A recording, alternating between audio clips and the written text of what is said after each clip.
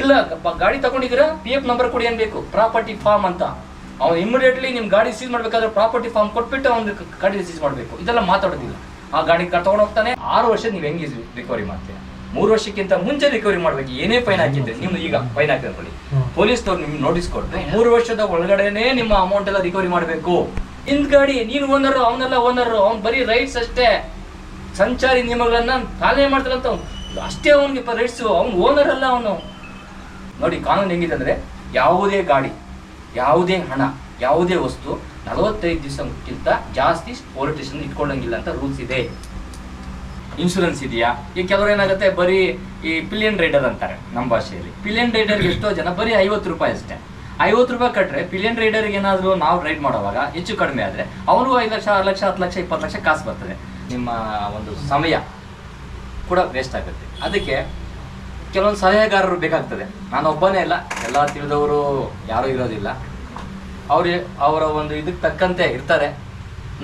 ನನ್ನ ಒಂದು ಒಂದು ಒಂದು ಇದೇನಂದರೆ, ನಿಮಗೆ ಕೊಡುವಂಥ ಒಂದು ಸಲಹೆ ಏನಂತಂದರೆ, ಫಸ್ಟು ಈ ಬೈಕ್ ಮತ್ತು ರ್ಯಾಲಿ ಯಾವ ಡಿಪಾರ್ಟ್ಮೆಂಟ್ಗೆ ಸಂಬಂಧಪಟ್ಟಿರೋದು ಅರ್ಥ ಮಾಡ್ಕೊಳ್ಳಿ. ಸಾರಿಗೆ ಮತ್ತು ಬರುತ್ತದೆ, ಹೌದಾ? ಸಾರಿಗೆ ಇಲಾಖೆ ಬರ್ತದೆ. ಸಾರಿಗೆ ಇಲಾಖೆ ಮಿನಿಸ್ಟರ್ ಯಾರಿದ್ದಾರೆ, ಅದರ ಪ್ರಿನ್ಸಿಪಲ್ ಸೆಕ್ರೆಟರಿ ಯಾರಿದ್ದಾರೆ, ಅದರಲ್ಲಿ ಯಾರು ಅದಕ್ಕೆ ಬರ್ತಾರೆ, ನಾವು ಫಸ್ಟ್ ಅವ್ರನ್ನ ಕಾಂಟ್ಯಾಕ್ಟ್ ಮಾಡ್ತೀವಿ. ಸರ್, ಏನು ನಿಮ್ಮ ಸರ್ಕಾರ ಏನು ಮಾಡ್ತಾ ಇದೆ? ನಾವು ಇಷ್ಟು ಜನ ಬೈಕ್ ಓಡಿಸ್ಕೊಂಡಿದ್ವಿ, ಇಷ್ಟು ದಿವಸ ಪರ್ಮಿಷನ್ ಕೊಟ್ಟಿದ್ರಿ, ಅದ್ರ ಪ್ರಕಾರ ಹೈಕೋರ್ಟ್ಗೆ ಹೋದ್ವಿ. ಹೈಕೋರ್ಟಲ್ಲಿ ಏನಂದರೆ, ನೀವೊಂದು ಪ್ರಕಾರ ಹೈಕೋರ್ಟ್ ಆರ್ಡರ್ ಮಾಡಿದ ತಕ್ಷಣ ನಮ್ಗೆ ಬಂದ್ಬಿಡ್ತದೆ ಅನ್ನೋದಲ್ಲ ಪ್ರಶ್ನೆ.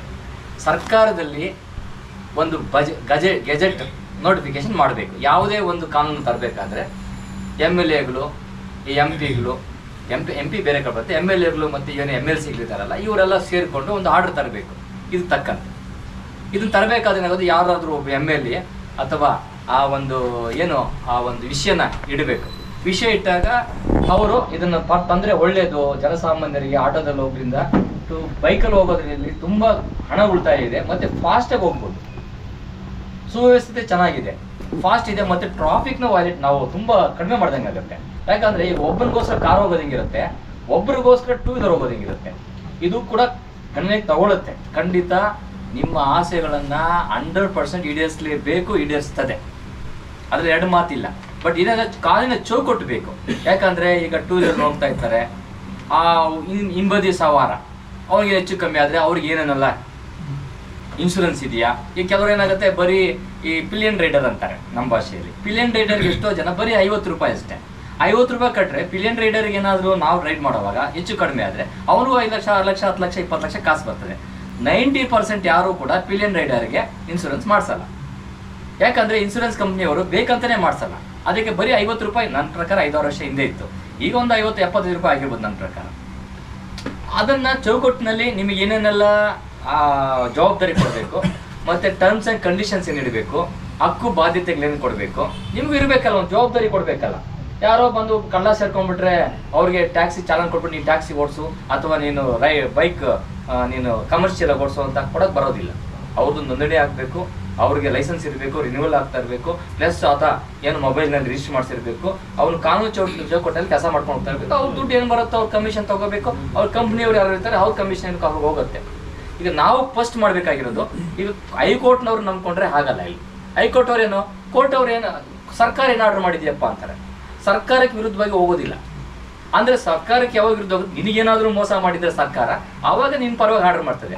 ಸರ್ಕಾರ ಏನಾಗುತ್ತೆ, ಏನು ರೂಪ ರಹಸ್ಯಗಳು ಏನಿರ್ತದೆ, ನಿಯಮಗಳೇನಿರ್ತದೆ, ಆ ನಿಯಮಗಳ ಪ್ರಕಾರನೇ ಆರ್ಡರ್ ಮಾಡೋದು ಜಡ್ಜು.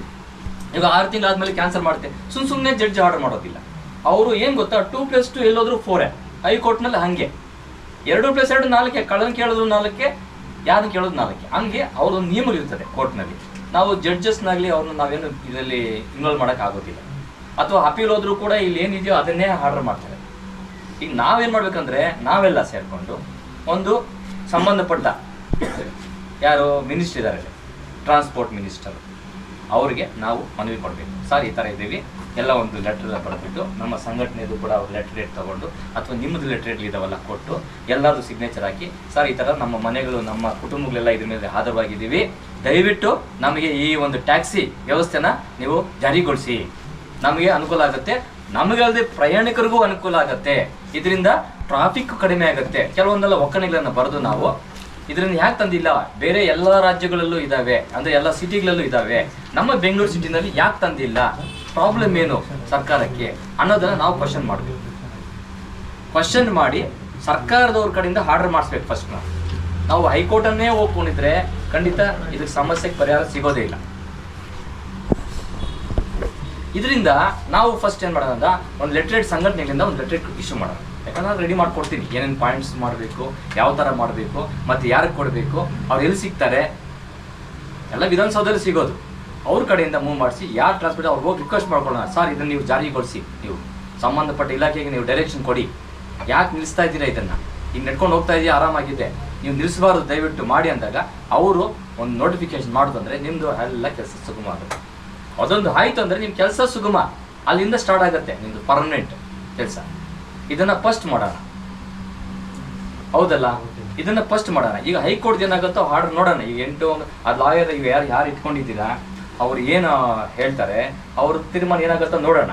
ಆ ಕಾಪಿ ಏನು ಜಡ್ಜ್ಮೆಂಟ್ ಬರುತ್ತೋ ನನಗೆ ಒಂದ್ಸರಿ ತಂದು ಕೊಡಿ. ಯಾಕಂದರೆ ನನಗೆ ಕೇಸ್ ಏನು ಹಾಕಿದ್ದೀರಿ, ಟ್ಯಾಕ್ಸ್ ಆಫ್ ದ ಕೇಸ್ ಏನಿದೆ, ಅಬ್ಜೆಕ್ಷನ್ ಗೌರ್ಮೆಂಟಿಂದ ಏನು ಹಾಕಿದ್ದಾರೆ, ಏನು ಆರ್ಡರ್ ಮಾಡಿದ್ದಾರೆ, ಹೈಕೋರ್ಟ್ನಲ್ಲಿ ನಿಜವಾಗ್ಲೂ ನಮಗೆ ಇದರಲ್ಲಿ ನಮಗೆ ವಿನ್ ಆಗುತ್ತೆ, ನಮಗೆ ಈ ರೈಟ್ಸ್ ಇದೆ, ಗೌರ್ಮೆಂಟ್ ಆರ್ಡರ್ ಪ್ರಕಾರ ಇವರು ಉಲ್ಲಂಘನೆ ಮಾಡಿದ್ದಾರೆ, ಯಾಕೆ ಅವ್ರು ತೆಗಿಬೇಕಾಗಿತ್ತು, ಸ್ಪೇಸ್ ಇದು ಅದರಲ್ಲಿ ಏನಾದರೂ ಇದ್ರೆ ಡೈರೆಕ್ಷನ್ಸ್ ಕೊಡ್ಸೋಣ, ರಿಟ್ ಆಫ್ ಮ್ಯಾಂಡಮಸ್ ಹಾಕೋಣ, WP ರಿಟ್ ಪಿಟಿಷನ್ ಹಾಕೋಣ, ಅದನ್ನು ಬೇಕಾದರೆ ಇನ್ನೊಂದು ಸಾರಿ ರಿವಿಷನ್ ಮಾಡಿಸೋಣ, ಬೇಕಾದ್ರೆ ಡಬಲ್ ಬೆಂಚಿಗೆ ಕಳ್ಸೋಣ, ಬೇಕಾದರೆ ನೀವು ಇದರ ತಪ್ಪು ಮಾಡಿದ್ದೀರಿ, ಸಿಂಗಲ್ ಬೆಂಚ್ ಸರಿಯಾಗಿ ಮಾಡಿಲ್ಲ, ಡಬಲ್ ಬೆಂಚಿಗೆ ಹಾಕಿಸಿ ಮಾಡೋಣ, ಆರ್ಗ್ಯುಮೆಂಟ್ಸ್ ಮಾಡೋಣ. ಅದರಲ್ಲಿ ನಿಮಗೆ ನಿಜವಾಗ್ಲೂ ನಿಮಗೆ ಅದು ರೈಟ್ಸ್ ಇದ್ದರೆ, ಕಾನೂನಲ್ಲಿ ರೈಟ್ಸ್ ಇದ್ದರೆ ನಾನು ಖಂಡಿತ ಮಾಡೋಣ.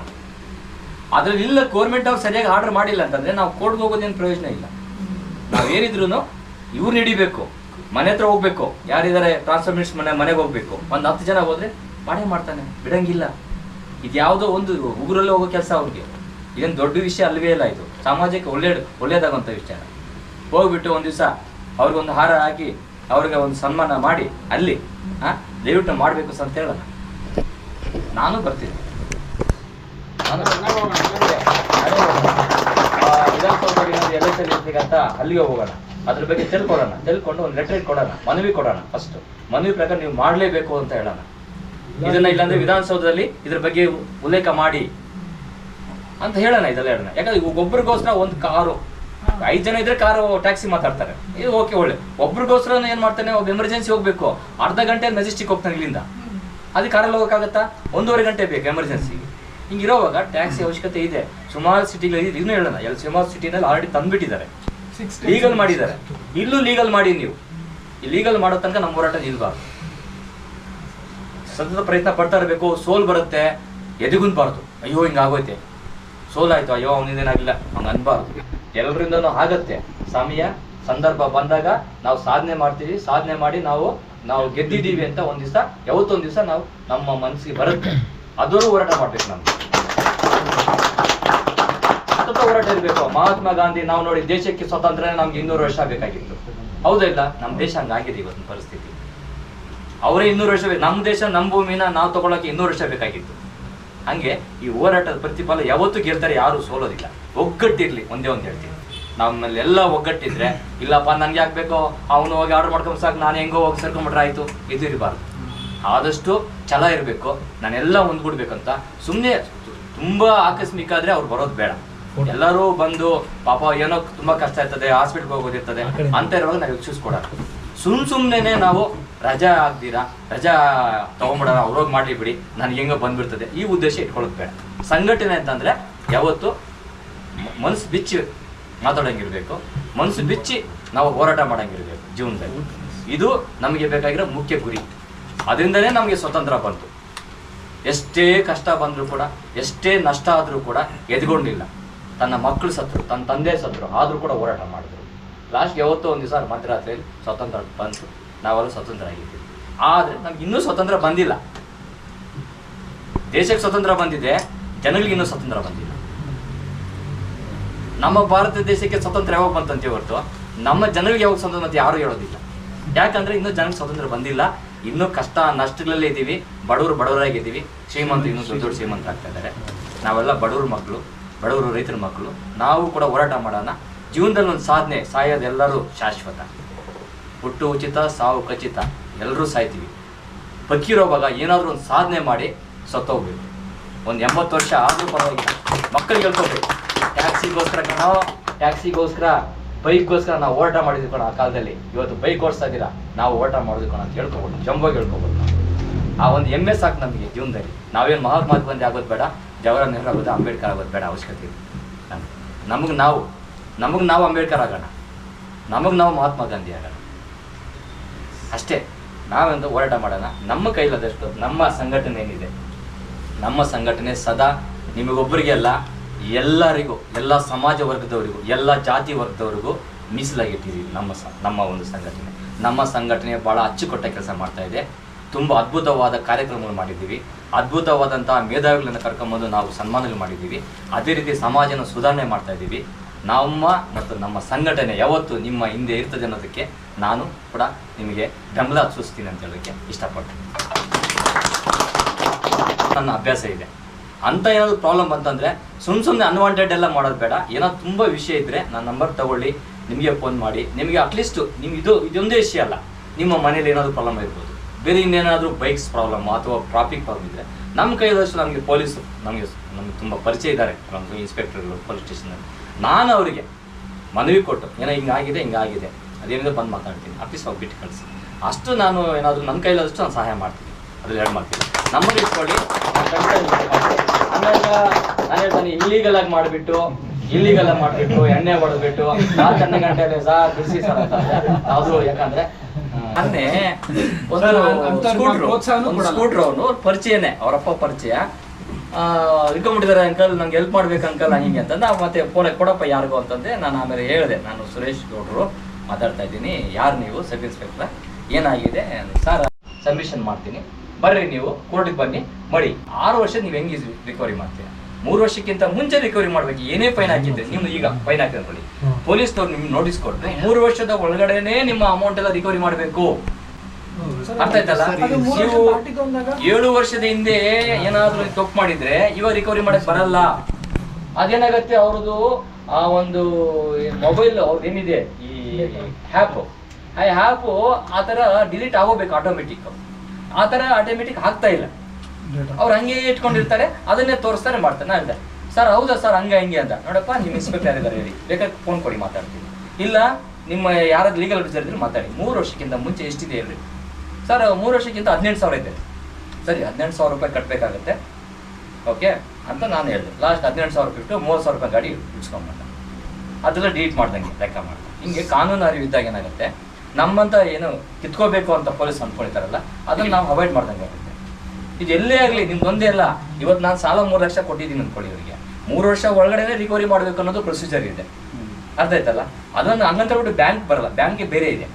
ಬ್ಯಾಂಕ್ ಲೋನ್ಸ್ ಇದೆಯಲ್ಲ, ಅದು 5 ವರ್ಷಕ್ಕೆ 10 ವರ್ಷ ತಗೊಳ್ತಾರೆ, ಅದು ಬೇರೆ ಥರ ಇದೆ. ಬ್ಯಾಂಕ್ ಲೋನ್ ಅಟ್ರಾಕ್ಟ್ ಆಗುತ್ತೆ. ಇದು ಹ್ಯಾಂಡ್ ಲೋನ್ಸು, ರಿಕವರಿ ಪ್ರೊಸೀಡಿಂಗ್ಸು, ಆಮೇಲೆ ಅಗ್ರಿಮೆಂಟ್ಸು, ನಿಮ್ಮ ಸೇಲ್ ಅಗ್ರಿಮೆಂಟ್ಸ್ ಎಲ್ಲ ಹಾಕೊಳ್ತಿರಲ್ಲ, ಅವೆಲ್ಲ 3 ವರ್ಷ ಒಳಗಡೆ ರಿಕವರಿ ಮಾಡ್ತಾರೆ. ಇದು ಕಾನೂನು. ಸುಮ್ಮನೆ ಹಂಗೆ ಹೇಳಿದೆ ಅಷ್ಟೇ. ಈ ಥರ ಸುಮಾರು ಕಾನೂನು ಇದೆ. ಹಾಗೆ ಪೊಲೀಸ್ನವರು ಮಾಡಿದಾಗ ನಾವು ಇಲ್ಲ ಸರ್ 3 ವರ್ಷ ಒಳಗಡೆ ಏನಿದೆ ನಾನು ಕಟ್ತೀನಿ, 3 ವರ್ಷಕ್ಕಿಂತ ಮುಂಚೆ ಕಟ್ಟಕ್ಕೆ ಬರೋದಿಲ್ಲ ಸರ್, ಬೇಕಾದ್ರೆ ಕೇಸ್ ಬುಕ್ ಮಾಡಿ ನಾನು ಒಂದು ದಿವಸ ಗಾಡಿ ಒಳಗಡೆ ಇರಲಿ ಬಿಡಿ, ಏನು ಕೋರ್ಟ್ಗೆ ಹೋಗೋಣ ಒಂದು ಅಪ್ಲಿಕೇಶನ್ ಹಾಕಿದ್ರೆ, ಒಂದು ಅಪ್ಲಿಕೇಶನ್ ಏನೇ ಆಗಲಿ ನಿಮ್ಮ ಗಾಡಿ ತಗೊಳ್ಳಿ, ನಾವು ಬಿಡಿಸ್ಕೊಡ್ತೀವಿ ನಿಮಗೆ, ಯಾಕೆ ಭಯ ಪಡ್ತೀರಿ? ನಿನ್ನ ಗಾಡಿ, ನೀನು ಓನರು, ಅವನೆಲ್ಲ ಓನರು, ಅವ್ನು ಬರೀ ರೈಟ್ಸ್ ಅಷ್ಟೇ, ಸಂಚಾರಿ ನಿಯಮಗಳನ್ನ ಪಾಲನೆ ಮಾಡ್ತಾರಂತ ಅಷ್ಟೇ ಅವನಿಗೆ ರೈಟ್ಸು. ಅವ್ನು ಓನರ್ ಅಲ್ಲ, ಅವನು. ನೋಟಿಸ್ ಇಶ್ಯೂ ಮಾಡಿ ಅಂತ ಹೇಳ್ಬೇಕಾದ್ರೆ ನೀವು ಕಾನೂನು ಪ್ರಕಾರ ಹೋದ್ರೆ ನೋಟಿಸ್ ಇಶ್ಯೂ ಮಾಡ್ರಿ. ಇಲ್ಲ ಗಾಡಿ ತಗೊಂಡಿದ್ದೀರಾ, PF ನಂಬರ್ ಕೊಡಿ ಅನ್ಬೇಕು, ಪ್ರಾಪರ್ಟಿ ಫಾರ್ಮ್ ಅಂತ. ಅವ್ನು ಇಮಿಡಿಯೇಟ್ಲಿ ನಿಮ್ಮ ಗಾಡಿ ಸೀಸ್ ಮಾಡ್ಬೇಕಾದ್ರೆ ಪ್ರಾಪರ್ಟಿ ಫಾರ್ಮ್ ಕೊಟ್ಬಿಟ್ಟು ಅವ್ನಿಗೆ ಗಾಡಿ ಸೀಸ್ ಮಾಡಬೇಕು. ಇದೆಲ್ಲ ಮಾತಾಡೋದಿಲ್ಲ. ಆ ಗಾಡಿ ತಗೊಂಡು ಹೋಗ್ತಾನೆ, ಸ್ಟೇಷನ್ಗೆ ಕೂತ್ಕೊಳ್ತಾನೆ, ಆಮೇಲೆ ಯಾವಾಗಲೂ PF ಹಾಕ್ತಾನೆ. PF ಅಂದ್ರೆ ಏನು? Property form. ಪ್ರಾಪರ್ಟಿ ಹಾಕಿದ ತಕ್ಷಣ ಕೋರ್ಟಿಗೆ ಬಂದರೆ 451, 457 ಆಫ್ CRPC ಅಪ್ಲಿಕೇಶನ್ ಹಾಕೊಂಡು ಇಮಿಡಿಯೇಟ್ಲಿ ರಿಲೀಸ್ ಮಾಡ್ತಾರೆ ಜಡ್ಜು. ಯಾಕಂದರೆ ಯಾವುದೇ ನೋಡಿ ಕಾನೂನು ಹೆಂಗಿದೆ ಅಂದರೆ, ಯಾವುದೇ ಗಾಡಿ, ಯಾವುದೇ ಹಣ, ಯಾವುದೇ ವಸ್ತು 45 ದಿವಸಕ್ಕಿಂತ ಜಾಸ್ತಿ ಪೊಲೀಸ್ ಸ್ಟೇಷನ್ ಇಟ್ಕೊಳ್ಳಂಗಿಲ್ಲ ಅಂತ ರೂಲ್ಸ್ ಇದೆ. ಜಡ್ಜ್ಮೆಂಟ್ಸ್ ಇದೆ, ಸುಪ್ರೀಂ ಕೋರ್ಟ್ ಜಡ್ಜ್ಮೆಂಟ್ಸ್ ಇದೆ, ಮಾತ್ರ ಇದೆ, ಬೇಕಾದ್ರೆ ಯಾರು ಬೇಕು ಕೊಡ್ತೀವಿ. ಯಾಕಂದರೆ ವಸ್ತು ಹಾಳಾಗಬಾರ್ದು. ಕಾನೂನು ಬೇರೆ, ರಿಕವರಿ ಬೇರೆ. ಆ ವಸ್ತು ಪೊಲೀಸರು ತಿನ್ನಂಗಿಲ್ಲ, ನೀವು ತಿನ್ನಂಗಿಲ್ಲ. ಗಾಡಿ ಹಾಳಾಗಿದ್ರೆ ಇದು ನ್ಯಾಷನಲ್ ವೇಸ್ಟ್, ಹೌದಾ? ಸಂಪತ್ತು, ರಾಷ್ಟ್ರೀಯ ಸಂಪತ್ತನ್ನ ಹಾಳು ಮಾಡ್ದಂಗೆ. ಅದಕ್ಕೆ ಸುಪ್ರೀಂ ಕೋರ್ಟು ತುಂಬ ಸ್ಪಷ್ಟವಾಗಿ ಹೇಳಿದೆ, ಗಾಡಿಗಳನ್ನಾಗಲಿ ಯಾವುದೇ 45 ದಿವಸ ಒಳಗಡೆ ಜಾಸ್ತಿ ಇಟ್ಕೊಳ್ಳೋಂಗಿಲ್ಲ, ಬೇಗ ರಿಲೀಸ್ ಮಾಡಿಸ್ಕೊಳ್ಳಿ ಅಂತ. ನೀವು ಅಪ್ಲಿಕೇಶನ್ ಹಾಕಿಲ್ಲ ಅಂದ್ರೆ ಪೊಲೀಸರು ಏನು ಮಾಡೋಕ್ಕಾಗಲ್ಲ. ನೀವು ಅಪ್ಲಿಕೇಶನ್ ಹಾಕೋದಿಲ್ಲ, ಲಾಯರ್ ಹತ್ರಕ್ಕೆ ಹೋಗೋದಿಲ್ಲ, ಅವಾಗ ಏನಾಗುತ್ತೆ, ಗಾಡಿಯಲ್ಲೇ ಪೊಳಿತದೆ. ಹಾಗೆ ಆದಾಗ ನಾವು ಇಮಿಡಿಯೇಟ್ಲಿ ತಗೊಳ್ತೀರಾ ಸರ್, PF ನಂಬರ್ ಕೊಡಿ ಸರ್, ಈ ಗಾಡಿ ತಗೊಳ್ಳಿ ಸರ್. ಇವನು ಯಾರು PF ಅಂತಾನಂದ್ರೆ ಇವ್ನಿಗೆ ಇವನು ಯಾರೋ ಭಾಳ ಇದಾನಪ್ಪ ಅಂದ್ಬಿಡ್ತಾರೆ. ಗಾಡಿ ಸರ್ ಕೊಡಿ ಸರ್, ನೀವು ಗಾಡಿ ತಗೊಂಡಿದ್ದು ನನಗೆ ಕೊಡಿ, ಏನಾದರೂ ಕೊಡಿ. ನೀವು ಹಂಗೆ ಬಿಟ್ಟರೆ ಆಗೋದಿಲ್ಲ, ಕೊಡಿ, ದಂಡ ಕೊಡ್ತೀನಿ, ನೋಟಿಸ್ ಕೊಡಿ, ದಂಡ ಕೊಡ್ತೀನಿ. ಗಾಡಿ ನಿಮ್ಮ ತಗೋಬೇಕಾದ್ರೆ ನಂಗೆ PF ನಂಬರ್ ಕೊಡಿ. ಕೇಳ್ಬೋದು, ನಿಮ್ಮ ರೇಟ್ಸ್ ಇದೆ, PF ನಂಬರ್ ಹಾಕಬೇಕು ಅವರು ರೂಲ್ಸ್ ಪ್ರಕಾರ. ಆದರೆ ಈ ಆಲ್ಕೋಹಾಲ್ ಕನ್ಸ್ಯೂಮ್ ಮಾಡಿದಾಗ ಗಾಡಿ ಅವ್ರಿಗೆ ಯಾಕೆ ಕೊಡಲ್ಲ ಅಂತಂದ್ರೆ, ಮತ್ತೆ ಗಾಡಿ ಓಡಿಸ್ಕೊಂಡು ಇನ್ನಾರ್ಗಾದ್ರೂ ಆಪ್ಷನ್ ಮಾಡ್ತಾರೆ ಅಂತೇಳಿ ಗಾಡಿ ಕೊಡಬಾರ್ದು. ಯಾರಾದರೂ ಬೇರೆಯವ್ರನ್ನ ಕರ್ಸಪ್ಪ, ಗಾಡಿನ ಕೊಟ್ಟು ಕಳಿಸ್ತೀನಿ ಅಂತಾರೆ ಆಲ್ಮೋಸ್ಟ್. ಆಕ್ಚುಲಿ ಗಾಡಿ ಅವರು ಈ ಫೈನ್ ವಿಷಯದಲ್ಲಿ ಗಾಡಿ ತಗೊಳಂಗೇ ಇಲ್ಲ, ಅವರು ಮುಟ್ಟಂಗಿಲ್ಲ. ಕೀ ಚಾವಿ ತಗೊಳ್ಳೋದು, ಗಾಡಿ ಮುಟ್ಟೋದು ಮಾಡಂಗಿಲ್ಲ ಅವ್ರು. ಆಕ್ಚುಲಿ ಗಾಡಿ ನಂಬರ್ ಇರ್ತದೆ, ಅಡ್ರೆಸ್ ಇರ್ತದೆ, ಫೈನ್ ಮಾಡುವಂತಾರೆ. ಇದೇನಾಗತ್ತೆ, ಇಲ್ಲೀಗಲ್ ರಿಕವರಿ ಅಂತಾರೆ. ಇಲ್ಲೀಗಲ್ ರಿಕವರಿ ಯಾವತ್ತವರೆಗೂ ಹೋಗುತ್ತಂದ್ರೆ, ನಮ್ಮ ಜನ ಯಾವತ್ತು ಜ್ಞಾನವಂತರು ಆಗೋವರೆಗೂ ಇದು ರಿಕವರಿ ಪ್ರೊಸೀಜರ್ಸು ಪೊಲೀಸ್ನವರು ಅವ್ರಿಗೆ ಗೊತ್ತಿರಲ್ಲ. ಈಗ ಹೆಡ್ ಕಾನ್ಸ್ಟೇಬಲ್ಸು, ಸಬ್ ಇನ್ಸ್ಪೆಕ್ಟರ್ ಸತ್ಯ ಹೇಳ್ತಾ ಇದ್ದೀನಿ, ದೇವರ ಮೇಲೆ ಆಟ ಹೇಳ್ತಾ ಇದ್ದೀನಿ. ನನಗೆ ಎಷ್ಟೋ ಜನ ಸಬ್ ಇನ್ಸ್ಪೆಕ್ಟರ್ಗಳು, ACPಗಳು ನನ್ನ ಹತ್ರ ಇದ್ದಾರೆ, ನಮ್ಮ ಆಫೀಸ್ ಬರ್ತಾರೆ. ಕಾನೂನು ಏನೂ ಜ್ಞಾನ ಗೊತ್ತಿಲ್ಲ. ಯಾಕಂದರೆ BA ಓದಿರ್ತಾರೆ, MCOM ಓದಿರ್ತಾರೆ, MTech ಓದಿರ್ತಾರೆ, ಇಂಜಿನಿಯರ್ ಓದಿರ್ತಾರೆ, ಎಕ್ಸಾಮ್ ಒಂದು ಮಾಡ್ತಾರೆ, ಪಾಸ್ ಮಾಡ್ಕೊಂಡು ಹೋಗ್ತಾರೆ. ಕಾನೂನು ಏನು ಗೊತ್ತಿರ್ತದೆ? ಕಾನೂನು ಗೊತ್ತಿರೋದು ಜಡ್ಜ್ಗೊಂದು, ಲಾಯರ್ಗೊಂದು, ಇಷ್ಟು ಬಿಟ್ಟರೆ ಯಾರಿಗೂ ಗೊತ್ತಿರಲ್ಲ. ಯಾಕಂದರೆ ನಾನು 25 ವರ್ಷ ಪ್ರಾಕ್ಟೀಸ್. ನನಗೆ 25 ವರ್ಷದಲ್ಲಿ ಎಂತೆಂಥ ಪ್ರಾಬ್ಲಮ್ಸ್ ನೋಡಿರ್ತೀನಿ, ಎಂತೆಂಥ ಜನರು ಪ್ರಾಬ್ಲಮ್ಸ್ ನೋಡಿರ್ತೀನಿ. ಈ ಕಡೆ ಹೆಂಡತಿ ಗಂಡ ಜಗಳ ಬಂದ್ರೂ ಅಪ್ಲಿಕೇಶನ್ ನೋಡಬೇಕು, ಈ ಕಡೆ ಪ್ರಾಪರ್ಟಿ ಯಾರಾದರೂ ನುಂಗಿದ್ರು ಅಂದರೆ ಅವ್ರಿಗೆ ಅಪ್ಲಿಕೇಶನ್ ನೋಡಬೇಕು, ಈ ಕಡೆ ಪ್ರಾಪರ್ಟಿ ಗಾಡಿಗೆ ಏನಾಯ್ತು ಅಂದರೆ ಅದ್ರ ಬಗ್ಗೆ ಕಾನೂನು ಗೊತ್ತಿರಬೇಕು, ಎಲ್ಲ ಗೊತ್ತಿರಬೇಕು. ನಮ್ಮಿಂದ 99% ಜಡ್ಜಿಗೆ ಕಲ್ತ್ಕೊಳ್ತಾರೆ. ಲಾಯರಿಂದನೇ ಜಡ್ಜ್ ಜಾಸ್ತಿ ಕಲ್ತ್ಕೊಳ್ಳೋದು. ಜಡ್ಜಿಂದ ದೇವರನಿಗೆ ಹೇಳ್ತೀನಿ, ಲಾಯರಲ್ಲಿ ಯಾರೂ ಕಲಿಯಂಗಿರಲ್ಲ. ಅವ್ರು ಏನು ಗೊತ್ತಾ, ಯಾವ ಸತ್ಯ ಯಾವ ಸುಳ್ಳು ಅಷ್ಟೇ ಬರೆಯೋದು ಅವ್ರ ಕತೆ. ಕಾನೂನೆಲ್ಲ ಹೇಳೋದು ನಾವೇ. ನಮ್ಮ ಆಪೋಸಿಟ್ ಯಾರು ಅಂತಾರೆ ಹೇಳ್ತೇನೆ, ನಾನು ಅಂತಾರೆ ಹೇಳ್ತೇನೆ. ಯಾವ್ದು ನಿಜ ಯಾವ್ದು ಸುಳ್ಳು ಅಷ್ಟೇ ಅವ್ರು ತೀರ್ಮಾನ ಮಾಡೋದು. ಜಡ್ಜಸ್ ಎಷ್ಟೋ ಸಲ ಹೇಳ್ತಾರೆ, ಲಾಯರ್ಗಳಿಂದ ನಾವು 99% ಗೆದ್ದಿದ್ದೀನಿ ಅಂತ ನಾನು ತಿಳ್ಕೊಂಡಿದ್ದೀನಿ. ಅಂದರೆ ಏನು ಲಾ ಇದೆಯಲ್ಲ ಅದನ್ನ ನಾನು ತಿಳ್ಕೊಂಡಿದ್ದೀನಿ ಅಂತ ಎಷ್ಟೋ ಜನ ಜಡ್ಜಸ್ ಹೇಳಿದ್ದಾರೆ. ಇವತ್ತು ದಿವಸ ಭಾಷಣದಲ್ಲಿ ಹೇಳ್ತಾರೆ. ಅಂದರೆ ಅವರು ಲಾ ಓದ್ಕೊಂಡು ಹೋಗಿರ್ತಾರೆ. ಅವ್ರೇನಾಗುತ್ತೆ, ಪುಸ್ತಕ ಓದ್ಬಿಟ್ಟು ಎಕ್ಸಾಮ್ ಬರೋದ ಮೇಲೆ ಬಂದಿರ್ತಾರೆ. ಆದರೆ ನಿಜವಾಗ್ಲೂ ಪ್ರಾಕ್ಟೀಸ್ ಹೋದಾಗ ಬಹಳ ಕಷ್ಟಗಳು ಅನುಭವಿಸ್ಕೊಡ್ತಾರೆ ಒಬ್ಬ ಲಾಯರ್ ಆಗಿರುವಾಗ. ನಾನು ಹೇಳ್ದಂದ್ರೆ, ನೀವು ವೆಹಿಕಲ್ಸ್ ಹೋದ್ರಿ, ಚೆನ್ನಾಗಿ ರೈಡ್ ಮಾಡ್ರಿ, ನಿಮ್ದೇನೋ ತಪ್ಪಿತ್ತ ರಿಕ್ವೆಸ್ಟ್ ಮಾಡ್ಕೊಡ್ರಿ, ಸರ್ ಹಿಂಗಾಗಿದೆ, ತಪ್ಪಾಯ್ತು ಸರ್, ಕ್ಷಮಿಸಿ, ನಾನೇನೋ ಅರ್ಜೆಂಟ್ ಹೋಗ್ತಾ ಇದ್ದೀನಿ, ಯಾವುದು ಪೇಷಂಟ್ ಇದ್ದಾರೆ ಮಾಡಿ. ಎಂಥ ಪೊಲೀಸರು ನೀವು ಸಮಯ ಪ್ರಜ್ಞೆಯಿಂದ ಮಾತಾಡಿದ್ರೆ ಎಂಥವನ್ನ ಇಷ್ಟ ಆದರೂ 1-2 ನಿಮಿಷ ಆಟ ಆಡ್ತಾನೆ ಬಿಟ್ಬಿಡ್ತಾನೆ, ಸತ್ಯ ಹೇಳ್ತಾನೆ ಬಿಟ್ಬಿಡ್ತಾನೆ. ರೋಷ ದೇಶ ಏನಂತೆ ಓ ಅಂತ ಅಂದಾಗ ಅವ್ನಿಗೂ ಪಾಪ. ಯಾಕಂದ್ರೆ ಅವನಿಗೆ ಟೆನ್ಷನ್ ಬೆಳಗಿಂದ ಕೆಲಸ ಮಾಡಿ. ಸಮಯ ಪ್ರಜ್ಞೆಯಿಂದ ಮಾತಾಡಿ, ಕೂಲಾಗಿ ಮಾತಾಡಿ, ತುಂಬ ರ್ಯಾಶ್ ಮಾತಾಡ್ತಾ ರೆಕಾರ್ಡಿಂಗ್ ಮಾಡ್ಕೊಡ್ರಿ. ಮುಂದಕ್ಕೆ ನಾನು ಇದ್ದೀನಿ, ಏನು ಬೇಕಾದ್ರೂ ಮಾಡ್ಕೊಡ್ರಿ. ಅರ್ಥ ನಾನು ನೋಡಿ ಪೊಲೀಸರ ಮೇಲೆ ನಾನು ಬೈದು, ಯಾಕಂದ್ರೆ ಅವರೆಲ್ಲ ಮಾಡೋವಂಥದ್ದು ನೋಡಿ ನನ್ನ ಮೇಲೆ ಕೂಡ ಕೇಸಲ್ಲಿ ಹಾಕಿದ್ದಾರೆ. ನಾನು ಯಾವತ್ತೂ ಎದುರಿಲ್ಲ. ನನ್ನ ಮೇಲೆ ಹಾಕೋದು ಒಂದೇ ಒಂದು ಅಟ್ರಾಸಿಟಿ ಕೇಸ್.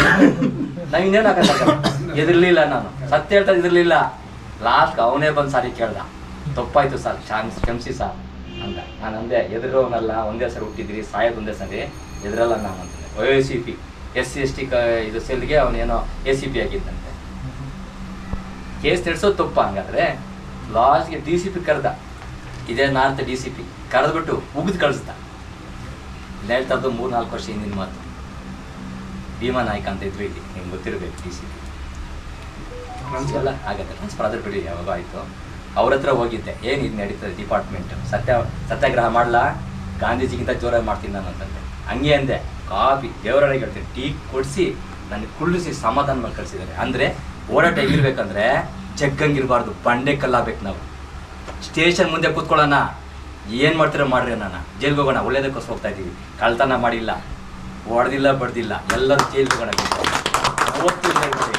ಹುಟ್ಟೋದೊಂದು ಸಾರಿ, ಸಾಯೋದೊಂದೇ ಸಾರಿ. ಸತ್ತ ಮೇಲೆ ನಾವು ಹುಟ್ಟಿದ್ದೀವಿ ಅನ್ನೋದು ಯಾವಾಗಲೂ ಗೊತ್ತಿಲ್ಲ, ಹಿಂದೆ ಯಾವಾಗ ಹುಟ್ಟಿದ್ದೀವಿ ಅಂತ ಗೊತ್ತಿಲ್ಲ. ಈ ಕಥೆಗಳು ಹರಿಕಥೆಗಳು ನಮ್ಗೆ ಅವಶ್ಯಕತೆ ಇಲ್ಲ. ಯಾವತ್ತು ಹೋರಾಟ, ಇವಾಗ ಏನು ಅಂದ್ಕೊಂಡಿದ್ದೀರಿ ಹೋರಾಟ ಮಾಡೋಣ. ನನ್ನ ಕೈಲಾದಷ್ಟು ನಾನು ಸಹಾಯ ಮಾಡ್ತೀನಿ. ಯಾಕಂದ್ರೆ ನಾನು ಟೈಮ್ ಸ್ವಲ್ಪ ಕೆಲಸ ಜಾಸ್ತಿ ಇರುತ್ತೆ, ಪ್ರತಿ ದಿವಸ ಎವಿಡೆನ್ಸ್ಗಳು, ಆರ್ಗ್ಯುಮೆಂಟ್ಸ್ ಇರುತ್ತೆ. ನಾನು ಹೈಕೋರ್ಟ್ ಒಂದೇ ಅಲ್ಲ, ನಾನು ಎವಿಡೆನ್ಸ್ಗಳು ಕೂಡ ಸಿವಿಲ್ ಕೋರ್ಟು ಮತ್ತು ಫ್ಯಾಮಿಲಿ ಕೋರ್ಟ್ಸು, ಎವಿಡೆನ್ಸ್ಗಳು, ಆರ್ಗ್ಯುಮೆಂಟ್ಸ್ಗಳು ಅದನ್ನು ಕೂಡ ನಾನು ಕವರ್ ಮಾಡ್ತೀನಿ. ಹೈಕೋರ್ಟ್ ಕೇಸಸ್ ಕವರ್ ಮಾಡ್ತೀನಿ. ಆದಷ್ಟು ಎಲ್ಲ ಆಲ್ಮೋಸ್ಟ್ ಆಲ್ ಎಲ್ಲ ನಾನು ಕವರ್ ಮಾಡ್ತೇನೆ. ನೋಡೋಣ ನಿಮ್ಗೆ ಎಷ್ಟು ಆಗುತ್ತೋ ನಮ್ಮ ಸಂಘಟನೆಯಿಂದ, ಅವರ ಮಾರ್ಗದರ್ಶನ, ಅವರು ಈ ಥರ ಮಾಡು ಅಂತಂದರೆ ನಾವು ಅದನ್ನು ಮಾಡಲಿಕ್ಕೆ ನಾನು ಸಿದ್ಧನಾಗಿರ್ತೀನಿ. ಅವ್ರಿಗೆ ನಾನು ಚಿರುಣಿಯಾಗಿರ್ತೀನಿ ಯಾವತ್ತು. ಮತ್ತು ಈ ಒಂದು HRACB ಇದಕ್ಕೆ ನಾನು ಚಿರುಣಿಯಾಗಿರ್ತೀನಿ. ಇದರಿಂದ ನನಗೆ ನಮ್ಮ ಕುಟುಂಬಕ್ಕೆ ಎಲ್ಲ ರೀತಿ ಘನತೆ ಗೌರವ ಕೊಟ್ಟಿದೆ. ಇನ್ನು ಮುಂದೇನೂ ನಾನು ಅವ್ರಿಗೆ ಘನತೆ ಗೌರವ ಕೊಡ್ತೀನಿ. ಅದೇ ರೀತಿ ಅವರು ಕೂಡ ನನಗೆ ಘನತೆ ಗೌರವ ಕೊಟ್ಟು ಇದೇ ಥರ ನನ್ನನ್ನು ಈ ಸಂಘದಲ್ಲಿ ನನ್ನನ್ನು ಮುಂದುವರಿಸ್ಕೊಂಡು ಹೋಗ್ತಾರೆ ಅಂತ ಹೇಳ್ತಾ, ಇನ್ನೇನಾದರೂ ಕ್ವಶನ್ಸ್ ಇದ್ದರೆ ದಯವಿಟ್ಟು ಕೇಳಿ. ನಾನು ಎಲ್ಲ ಮ್ಯಾಟ್ರ್ನಲ್ಲೂ ನನಗೆ ಅಲ್ಪ ಸ್ವಲ್ಪ ಗೊತ್ತಿದೆ, ಎಲ್ಲ ವಿಷಯದಲ್ಲೂ. ನೀವು ಸಿವಿಲ್ ಮ್ಯಾಟ್ರ್ ಕೇಳ್ತೀರಾ, ಕ್ರಿಮಿನಲ್ ಮ್ಯಾಟ್ರ್ ಕೇಳ್ತೀರಾ, ಫ್ಯಾಮಿಲಿ ಮ್ಯಾಟ್ರ್ ಕೇಳ್ತೀರಾ, ಇಲ್ಲ vehicles act, MU act, motor vehicle act ಅದ್ರ ಬಗ್ಗೆ ಕೇಳ್ತೀರಾ, ಎಲ್ಲ ಬಗ್ಗೆ ಸ್ವಲ್ಪ ಗೊತ್ತಿದೆ. ಇಂಪಾರ್ಟೆಂಟ್ ಏನು ನೆಸಿಟಿ ಇದೆ, ಆ ನೆಸಿಟಿಗೆ ನಾನು ಅದು ಉತ್ತರ ಕೊಡಬಲ್ಲೆ. ನೀವೇನೇ ಕೇಳಿದ್ರು ಕೂಡ ನಾನು ಆನ್ಸರ್ ಕೊಡಬಲ್ಲೆ ಅನ್ನೋಷ್ಟು ದೇವರು ನನಗೆ ಶಕ್ತಿ ಕೊಟ್ಟಿದ್ದಾನೆ. ನಾನು ಅದನ್ನು ನಿಮಗೋಸ್ಕರ ಮೀಸಲಾಗಿಡೋಕ್ಕೆ ಇಷ್ಟಪಡ್ತೀನಿ. ನೀವು ಕಾನೂನು ಸಲಹೆಗಾರರಾದ ಸುರೇಶ್ ಕುಮಾರ್ ಅವರು ಹಲವಾರು ಸಲಹೆಗಳನ್ನ ತಮಗೆಲ್ಲ ತಿಳಿಸಿದ್ದಾರೆ. ಅದೇ ರೀತಿ ತಾವುಗಳು ಸಹ ತಿಳ್ಕೊಂಡಿದ್ದೀರಾ ಅಂದ್ಕೊಂಡಿದ್ದೀನಿ. ಆ ಕಾನೂನನ್ನು ಮೀರಿ ನಾವು ಯಾವತ್ತೂ ಆ ಕಾನೂನು ಚೌಕಟ್ಟೊಳಗಡೆ ನಾವು ಇರಬೇಕು. ಕಾನೂನನ್ನ ಮೀರಿ ಹೊರಗಡೆ ಬಂದಾಗ ನಮಗೆ ಹಲವಾರು ತೊಂದರೆಗಳು ಸಿಕ್ಕಾಕೊಳ್ಳೋಂಥ ಕೆಲಸಗಳು ಆಗುತ್ತೆ. ಉದಾಹರಣೆಗೆ ಸುರೇಶ್ ಸರ್ ಹೇಳಿದ್ರು, ಈಗ ಒಂದು 3-4 ಮಂತ್ಸ್ ಬ್ಯಾಕಲ್ಲಿ ಒಬ್ಬರು ಫೋನ್ ಮಾಡ್ತಾರೆ, ಸರ್ ನನಗೆ ಈಗ ಪೊಲೀಸ್ನವ್ರು ಹಿಡ್ಕೊಂಡಿದ್ದಾರೆ ಸರ್. ಸರಿ, ಓಕೆ, ಯಾಕಪ್ಪ ಹಿಡ್ದಿದ್ದಾರೆ? ಸರ್ ಕೊಡ್ತೀನಿ ಕೇಳಿ ಸರ್. ಅವ್ರ ಮುಂದೆನೇ ಜೋರು ಮಾಡಿದ್ರು. ಆಯ್ತಪ್ಪ ಕೊಡಪ್ಪ, ಏನಿದೆ ನೋಡಿ. ಸರಿ, ಯಾರು ಮಾತಾಡ್ತಿರೋದು? ಪೊಲೀಸ್ನವ್ರು. ಅವರು ನ್ಯಾಷನಲ್ ಜನರಲ್ ಸೆಕ್ರೆಟರಿ ಅವ್ರು ಮಾತಾಡ್ತಾರೆ. ತೆಗೆದ್ರು ಅವರು, ಸರ್ ಹೇಳಿ ಸರ್, ಏನು ಸರ್ ಅದು, ಏನು ಪ್ರಾಬ್ಲಮ್ಮು, ಯಾಕೆ ಹಿಡ್ಕೊಂಡಿದ್ದೀರಾ? ಸರ್ ಇವರು ಹ್ಯೂಮನ್ ರೈಟ್ಸ್ ಅಂತ ಹೇಳ್ತಾ ಇದ್ದಾರೆ, ಕಾರ್ಡು ತೋರಿಸಿದ್ದಾರೆ, ಕಾರ್ಡ್ ನನ್ನ ಹತ್ರ ಇದೆ ಸರ್. ಹೆಲ್ಮೆಟ್ ಇಲ್ಲದೇ ಡಬಲ್ ರೈಡಿಂಗು ರ್ಯಾಶಲ್ಲಿ ಬರ್ತಾ ಇದ್ದಾರೆ ಸರ್, ಏನು ಮಾಡಬೇಕು ಅಂತ ಕೇಳಿದ್ರು. ಕಾನೂನಿನ ಚೌಕಟ್ಟಿನ ಒಳಗಡೆ ಅವ್ರಿಗೇನು ಫೈನ್ ಹಾಕಬೇಕು ಅದನ್ನು ಹಾಕಿರಿ ಸರ್. ಯಾಕೆ ಅಂತ ಹೇಳಿದ್ರೆ, ನಾವು ಸಂಸ್ಥೆ ಒಳಗಡೆ ಇಟ್ಕೊಂಡು ನಾವೇ ಕಾನೂನು ಪಾಲಿಸ್ತಿಲ್ಲ ಅಂತಂದರೆ ಬೇರೆಯವ್ರಿಗೆ ಖಂಡಿತವಾಗ್ಲೂ ನಾವು ಕಾನೂನು ಬಗ್ಗೆ ಹೇಳೋಕ್ಕಾಗಲ್ಲ. ಹೌದಲ್ಲ? ನಾವು ಮೊದಲು ಕಾನೂನು ಪಾಲಿಸ್ಬೇಕು. ಆ ಕಾನೂನು ಪಾಲಿಸಿದಾಗ ಇವ್ರು ಹೇಳಿದ್ರು, ನಮ್ದೇನಾರು ತಪ್ಪಿದ್ರೆ ಖಂಡಿತವಾಗ್ಲೂ ಅವ್ರ ಹತ್ರ ರಿಕ್ವೆಸ್ಟಲ್ಲಿ ಕೇಳ್ಕೊಳ್ಳಿ. ಪೊಲೀಸ್ನವರಲ್ಲೂ ಮಾನವೀಯತೆ ಅನ್ನೋದು